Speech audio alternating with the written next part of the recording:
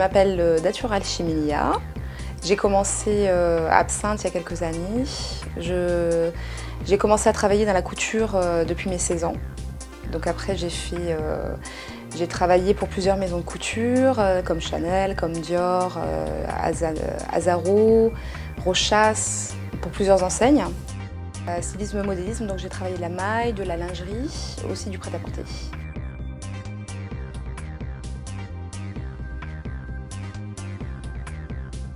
C'est entre vraiment l'accessoire et la lingerie, hein. Donc ça reste quand même un accessoire qui est sexy. On n'est pas sur du bijou lambda, entre guillemets, c'est pas juste une petite chaîne avec un petit cœur, en admettant. C'est vraiment quelque chose qu'on peut porter pour sublimer une robe en fait. Il est vrai que j'ai toujours finalement travaillé dans le vêtement, c'est-à-dire robe, manteau, pull, etc. Mais dans tout ce que je faisais auparavant, j'ai toujours été attirée par la lingerie et je faisais même des straps en faisant du vêtement, c'est-à-dire faire des lignes qui se mettent autour du corps. Je faisais déjà des choses très sexy, même avec le prêt-à-porter. C'était très difficile pour moi d'imaginer un vêtement sans qu'il y ait des bandes qui le traversent ou des choses qui serrent la taille, des choses très ouvertes au niveau du décolleté, des choses... En fait, ça a toujours été sexy finalement. Donc je me suis dit, j'ai pas envie de faire du vêtement. Parce que le vêtement, c'est contraignant finalement. Parce qu'il y a des tailles sur le vêtement. On est obligé de faire du S, du M, du L. On est complètement différente au niveau de la morphologie. Et je voulais vraiment créer un accessoire qui soit entre la lingerie et le bijou et qui puisse s'adapter à toutes les morphologies. La plupart de mes harnais sont réglables à des points stratégiques. Sous poitrine, au niveau du cou, au niveau du dessous de bras, au niveau de la taille. Et justement, c'est ça que je cherche, pour avoir un accessoire qui soit adaptable sur chaque morphologie. Les valeurs de la marque, pour moi, c'est vraiment ce serait le savoir-faire français, déjà, d'une part. De mettre la femme en avant aussi. C'est-à-dire, pour moi, la femme, elle va porter le bijou et elle va se sentir complètement différente.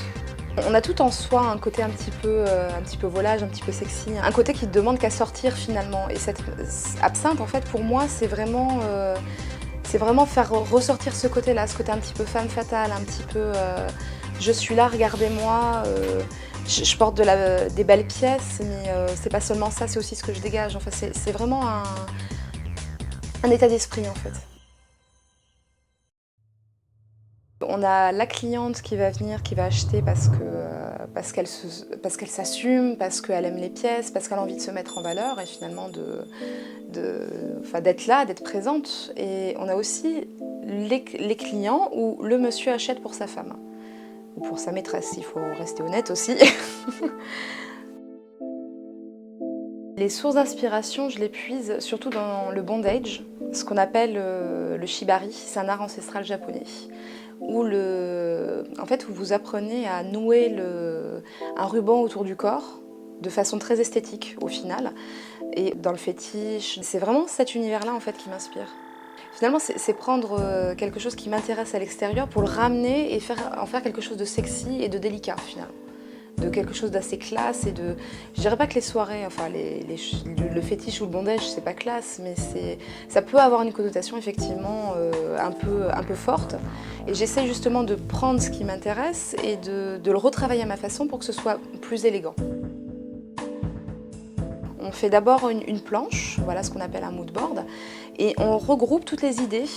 Par exemple, on va partir sur un thème, je vais partir sur mon dernier thème, Amazon. Je suis partie sur Amazon et j'ai repris toutes les images, toutes les inspirations qui me faisaient penser aux Amazones. Donc que ce soit tant bien visuellement qu'au point des couleurs, sur les recherches de matière, de tout ça. Et après, on fait un grand melting pot, on met tout sur une grande planche et on travaille à partir de cette planche-là. Et là, après, vous faites le croquis et après, on établit la collection. Les pièces sont fabriquées à la main. Donc je mets un point d'honneur à ce que toutes les pièces soient fabriquées en atelier ici à Paris. Et je veux surtout pas que ce soit industrialisé d'ailleurs. On est plutôt sur du luxe. Pas tout à fait. En fait, on est vraiment sur du luxe, pas encore du haut de gamme.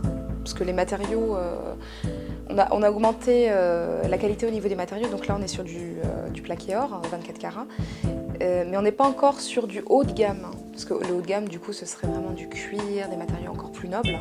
Donc pour moi on est déjà sur du luxe, et effectivement on est sur un panier moyen de 700 € par pièce.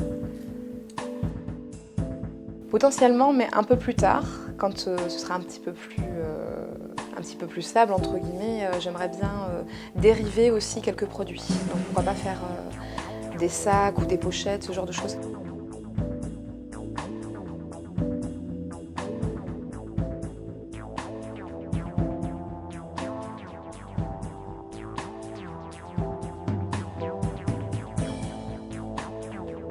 La montée des marches, un peu Cannes, un peu, je sais pas. Bah non, le dernier étage, c'est le... Oui, je le vois comme une sorte de montée en fait, quelque chose de... une évolution.